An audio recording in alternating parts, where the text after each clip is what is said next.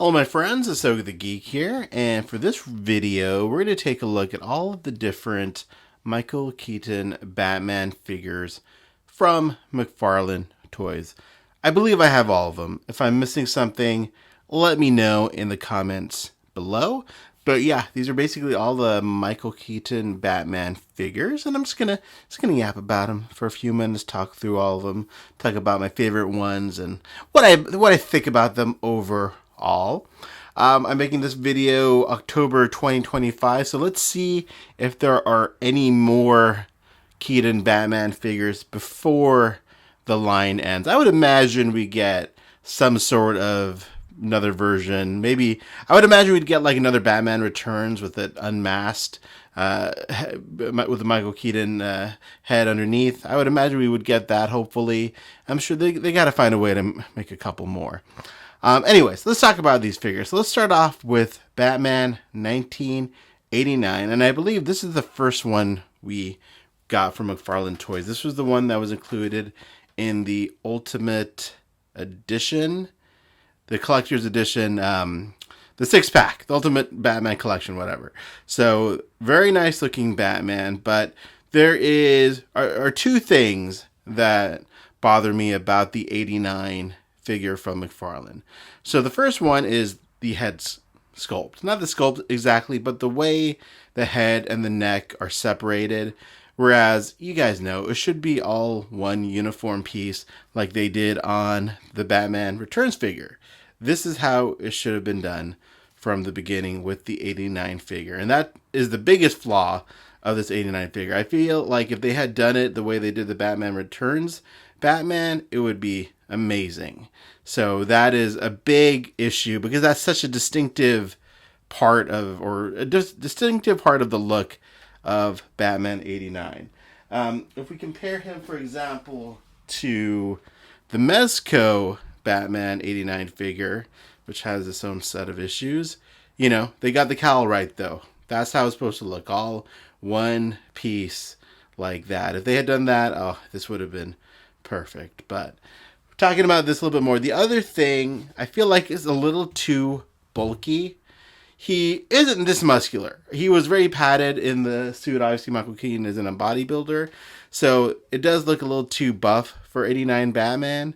But honestly, I think if the cape came all the way down to the emblem like it does in the movies, then that wouldn't have been an issue. But that's the only other thing that I have an issue with. So basically, the whole neck cowl piece and then a little too buff. But that's more of a nitpick for me than anything. I think they got the suit right as far as, you know, the beastly look to it. I think it looks great. The gloves look great.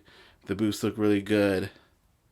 Other than that, I dig it. But on this first version, though, the other issue is the colors aren't accurate on the belt and on the emblem. It was never gold. It was pretty much yellow, you know. And again, if I bring up the Mezco one for comparison, you can see that's more accurate to the movie. So there you go. But still, I really like this 89 Batman figure. You know, it's still I still really dig it, even with the issues. Still think it looks great for an action figure. It looks really nice next to the other Batmans. But yeah, just a couple of things that bother me about it. But I love the emblem, the way it turned out. Even though the colors are wrong on this version with the gold and the gold, it still looks really nice. I kind of love how this turned out. So there you go. I know I'm saying I have major problems with it, but I also love it at the same time. So a lot of contradiction there. But let's put him back there. Actually, he's going to fall over, so let's just get rid of him. Then we have the second version, which came with the Batmobile. And this one let me just bring this up here, has a different emblem. The belt, I think, is pretty much the same. The camera's making it look a little different, but I think they're the same belts. But the emblem, the bat symbol, is more screen accurate with the yellow. Other than that, pretty much the same figure, but still nice to have it a little bit more accurate there. Then we have this bronze version, for whatever reason. Just a fun variant of Batman 89, and, you know, it's a bronze version of Michael Keaton, so there you go. And I guess it's cool if you collect like bronze looking figures, maybe you appreciate this. But yeah, there you go. And of course I had to get it because I'm a completist. So when it comes to Batman anyways, Batman movie figures. We'll get to returns in a minute. But then let's talk about this Batman here. And I love this one. This is such a cool Batman because the way you can make it kind of pose with his cape, you can really create some fun, very 89 looking poses, like the way he comes down and attacks the Joker, glides down, the way he moves his cape in the movie. I mean, this is pretty much how he did it in the movie. So yeah, I really love the way this one turned out. This one also came with a bunch of 89 accessories that were really nice. But just for the cape itself, highly recommend this Batman. And this was a single release. Wasn't in a 2-pack or it didn't come with a Batmobile or anything like that. But really nice. Totally worth it for the cape alone. So, yeah, love this Batman. This is my favorite 89 Batman from McFarlane out of the 4 that they've released.